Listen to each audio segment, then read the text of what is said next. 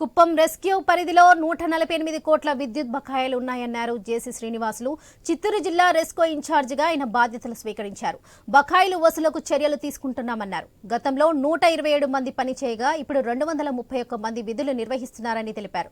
Audit చేసేందుకు అధికారులను ప్రభుత్వం నియమిస్తుందని స్పష్టం చేశారు జేసీ శ్రీనివాసులు.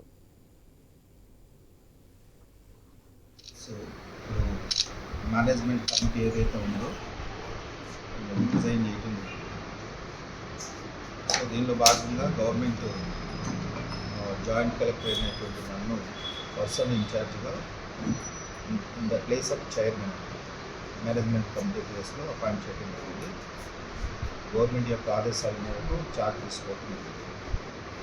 చార్జ్ తీసుకున్న తర్వాత ఈరోజు ఉన్నటువంటి స్టాఫ్తో, ఫీల్డ్ స్టాఫ్ కానీ ఆఫీస్ స్టాఫ్ అందరితో కూడా ఒక మీటింగ్ పెట్టుకోవడం జరిగింది.